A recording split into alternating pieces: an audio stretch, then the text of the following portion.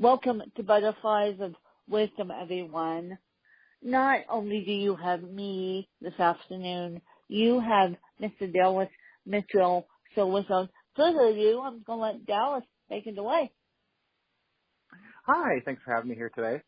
I'm a marketing consultant up in Canada, out of Lackawanna, Manitoba, and basically we help small businesses, mostly in the transport industry, and with their marketing efforts, and local community groups and such. So we've I'm sorry. I completely lost my place.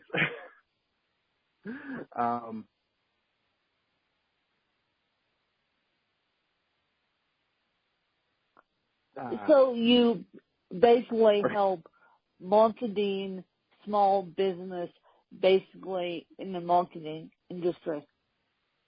Yeah. We help get their message down, and we take over. People bring us in to take over their social media and do blog writing, do ad campaigns. So we do some design work, but mostly it's worked on that messaging and trying to connect and present their business to the general public. In the transportation industry, we work with a lot of trucking companies to recruit driver, because driver recruitment is difficult, to say the least. And trucking is a pretty standardized industry where all the equipment, all the pay scales are relatively the same. So try to get companies to differentiate themselves and attract drivers to them. So that's basically what we do. We spend most of our day just trying to spend time increasing our clients' understanding of marketing and messaging and whatnot. And our company is Zombies Ate My Media, and you can see them at zam.ca, ZAMM.ca. So what you are trying to say is you're trying to get people's messages down. For someone like me, then we'll move on to the baseline questions. For someone like me, what would you suggest that I work on, or someone listening to this podcast that they work on to build a stronger marketing message? Putting mission before anything else. A lot of businesses, or like in say a podcast case where you're trying to attract listeners, you need to know why you're doing it. You need to have a strong sense of commitment and a strong sense of purpose. From there, the message will come out because you'll align interests with a listener or with a buyer. So trying to find out what exactly the person's passion is, the entrepreneur's passion. What is it? Why are they doing it? You really need to know why you're doing that. Like in our case, myself and my wife, we run our company. We're basically freelance, but we run under a company name. We like helping people reach their goals. We like increasing their understanding. And if people don't want to learn, we don't want to work with them. So we understand our purpose, and everything else just kind of falls into place. All the messaging comes from that for our own company. So when we go in and speak to an entrepreneur or with a community group, we do a lot of things in the community for fundraisers and such, just trying to hash out that goal and what their mission is.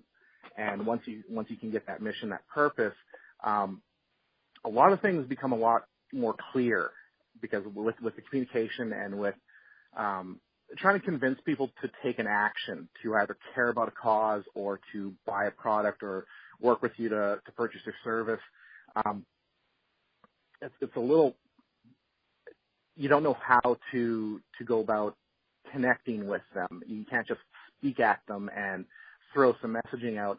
You really have to connect with your client's interest or with your community's interest. So just trying to get in there and flesh that out, and a lot of the pieces fall into place once you have that.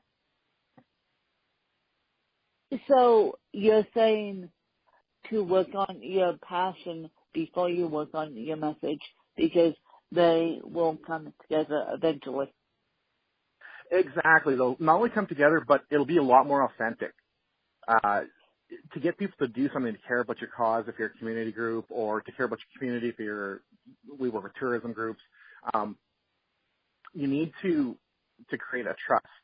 And if you're not authentic and you're just saying words or like buzz terms in marketing and trying to get really salesy, it sounds fake. It sounds like you're trying to sell them something. So once you're able to know what you're about and why you're doing what you're doing, you're able to create a lot of messaging because it's authentic. It's coming from you. I understand it's about that know, like, and trust factor. And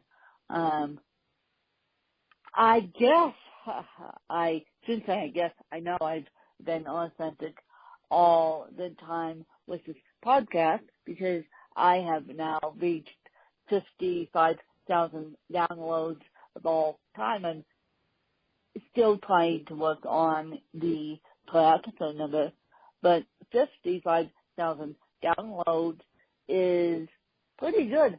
And I think that my marketing message is authentic. Now, once I become a freelance journalist, I will make it more authentic. And so, that being said, what is your favorite book? It doesn't have to be a business book. It just has to be a book that you go back to time and time again. On Writing by Stephen King is a really good book. You're a writer. I believe a published author. Yeah, so I'm sure you'll appreciate that. The On Writing, he just speaks about a lot of very basic fundamentals, and it's something that we're copywriters for the most part. We write copy, ad copy, and messaging, and it's a different type of writing, so you really have to have a control of the language. So Stephen King's On Writing would definitely be probably top of the list. So Stephen King is On Writing. Well, it should be found on Amazon. I know it's traditionally published because Stephen King is traditionally published, and it should be found on Audible. Yeah, you'd think so. Yeah, I don't know if it's still in print, but yeah, you should be able to find it on Amazon, wherever you get books. Well, maybe it's out of print now because you're the first person that I didn't realize that Stephen King had a book on writing. Yeah, it's a good book. I don't know when it came out, but it's fairly old, so it could be out of print by now. But I'm sure you can find it on Amazon, or there has to be an audiobook copy. But yeah, On Writing, it's a good book. It's not very big, but it's a handy thing to keep on the shelf. And that being said, what is your favorite podcast if you had one? Oh, I listen to a lot of podcasts, so I've been listening to yours, and there's a comedian in California. He used to do radio, and now he switched to digital platform called Phil Henry, and it's a comedy podcast, and he basically does characters, and it's this very storytelling. It's like talk radio, but he does all the characters. So he'll do bits where he's doing 7 characters, and it's just all him, and it's recorded in real time. It's pretty impressive, and when you see videos of him, it looks hilarious. Like he changes his speech pattern for different characters, and it's pretty intricate what he does, and he's funny. It's an R-rated podcast, so any kids listening, ask your parent. Yeah, expletive, big time. I figured it would be because of WTF with Mark Maron is also expletive. And yes, you guys can understand what I just said. I don't have to go any further than that, but that's what Mark Maron called his podcast, WTF. with Monkman, and Monkman is another comedian out of California, and he's done thousands and thousands of downloads of his podcast because he just wanted to try podcasting, and I think it's really good. At one point, he got President Obama to do President Obama's only podcast interview ever was with Monkman. So there's another good one for you. And Dallas, what has been your biggest entrepreneurial success and then your biggest entrepreneurial downfall? Oh, disappointments and success. Well, disappointments, that's a long list because as entrepreneurs, I mean, you'll know this from firsthand. There's a lot of failure involved in going up and basically spinning your own plate. So, before we started the marketing company, we were photographers and got into professional photography. Started off as wedding photographers, got into more family portrait and baby, and then we got sick of it. And that's when we ran a couple of wedding shows to promote our business when we first launched, and we turned that into a circuit of shows in rural Manitoba. And that's where we started working with businesses in marketing, and there was just sometimes when you're trying to flush out your message for an event, you can really miss the mark for your messaging. So we made a lot of mistakes there. We ran a couple of bad campaigns, and you learn from those, you know. So before the success of the wedding shows, we had failure with the wedding shows, and you know, it costs a lot of money. They're expensive lessons, and but yeah. Getting out of the gate, we kind of stumbled and found our footing and turned those around. So I'd say that would be the biggest failure, just not knowing what we were doing, but we decided to do it anyway. You know, we were completely unprepared. We didn't really know what we were getting ourselves into with doing a whole trade show. You know, there's a lot of moving pieces, so we should have been much better prepared out of the gate. But that would be, I would say, our biggest failure, just because, you know, it had repercussions financially and stuff. But as for biggest successes, I would say what we're doing now, finding our way into the marketing. You know, we love what we do. We're good at what we do, and it's fulfilling. You know, it's not just a job, and we just don't do it for money. Of course, we get paid for what we do, but it's just fun, and it's fulfilling, helping people and helping them reach their goals. They come to us. They know they need to do a better job promoting their business, but they don't know where to start. And we can add a lot of clarity there. And, you know, a lot of times what they think is the problem isn't what's the problem. You come to me, I need a website to get more customers. Well, there's two things there. Do you need new customers? What are you doing with your current customers? Are you maximizing that revenue, and what are we going to do? So you get to know these people, and yeah, we're having a blast doing it, and it's fulfilling. So I'd say, you know, just finding our way to what we're doing now, and hopefully we can do it till we retire.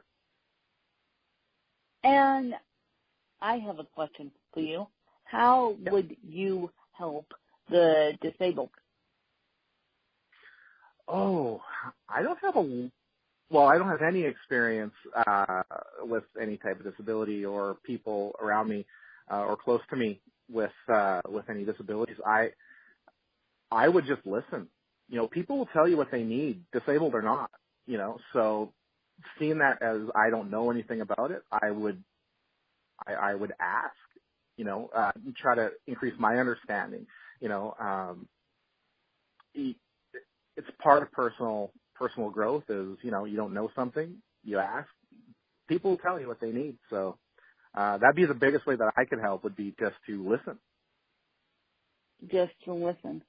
And if you had to be educated by anyone, inside or outside your field, dead or alive, who would it be and why, and what would you ask them? If I'd ask them a question, or? If you could ask them a question. Oh, it would have to be David Ogilvy. He's considered the father of advertising. He's behind a lot of the most influential ad campaigns, and he's written books and stuff. What to ask him though? Wow. I'm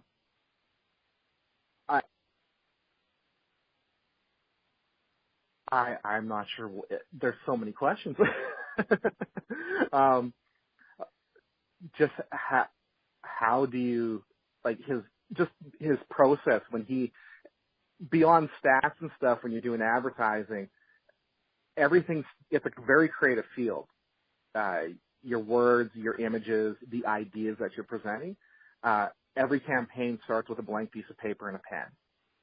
And just what's his process to start that? Because a lot of times it's where do you start? You're sitting there staring at a blank screen or a blank piece of paper, and you don't know where to go from there. As a writer, I'm sure you understand that as well.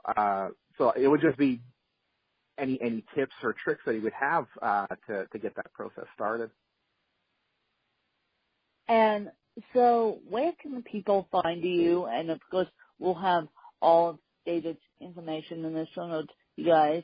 But where can people find you? Easiest way would be Twitter, and that's twitter.com/ and then ZAMMBIZ. That's Zambiz. That's mostly where we get a lot of our interactions, so we're most active there. So Twitter would be the best to find you. Yeah. And of course, we'll have all of David's information in the show notes. Now, David, before I let you go, I will let you ask me a couple of questions.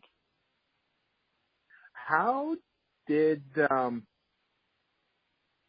you get started with like you're I guess you're an advocate? How did you get started? What was your first step to saying, I want to get involved? I'm very curious about that, because everybody has that story on their motivation on taking that first step and getting involved.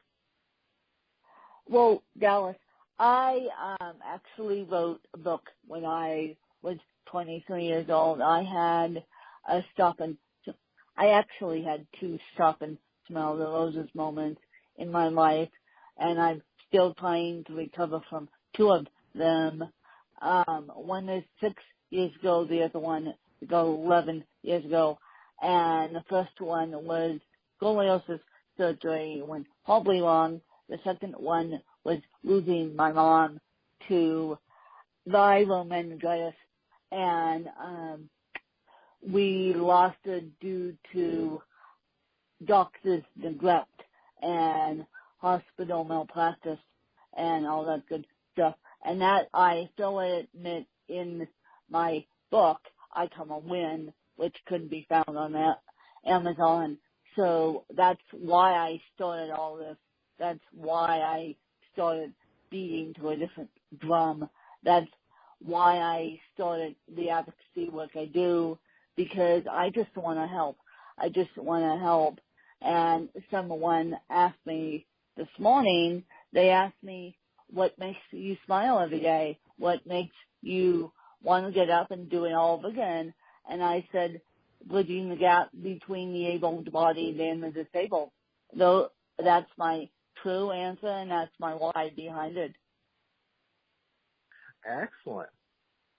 Yeah, I mean, it's a great story, and you always want to find out, like, what's that passion, that fire. I guess my second question would be, I listen to a lot of podcasts too. I love the format. I like audio. I've always liked radio, like old time radio and stuff. So what podcasts do you listen to? Oh, I listen to Mac Power Users, which is a great podcast. I listen to Dreams and Drives. I listen to the X-Files, which David Axelrod runs out of the Chicago Institute. That's a really interesting one. I listen to, oh my God, there's a podcast called Dreams in Drive, and that's a podcast in color done by a woman who's black, and she has a great diversity. And so I listen to a ton of podcasts. I also listen to the Comic podcast too, so that's that, like we mentioned earlier. And so I listen to a ton of podcasts. I actually listened to one out of Sweden called Ego Netcast, and that's a really relaxing one. Basically, podcasting about podcasting or anything I enjoy, I listen to. Yeah. I mean, it's a great format, and they're still working out the format because there's I've run into some short format stuff that's like 10 minutes long, and then a lot of I listen to a lot of comedy podcasts, and you can get hour and a half, so it's really interesting. You get to hear voices that you wouldn't normally hear in a format that you wouldn't hear on the radio, where there's a time clock and every segment 9 minutes and 56 seconds. You get to go a little deeper with people. So, yeah, it's great. Yeah, well, you guys, I hope you enjoyed another fabulous episode with Dallas and I. And Dallas is out in the frigid north of Canada, which I can't believe is. As you know, I'm a Canadian at heart, and so, but I cannot live in the frigid plains of Canada. I commend you for doing that, and I commend you, Dallas, for your marketing skills, and I wish you the best of luck, and I hope you guys enjoyed another episode. This episode has been sponsored by Grace by Grit. Grace by Grit is a clothing line out of California, and they will give you 20% off in a 20% off code, and by the time you listen to this, it will be Thursday, and I will put that information in the show notes along with Dallas's information, and just share and subscribe to this podcast, and then we'll be all set. Thanks to you guys. Thank you.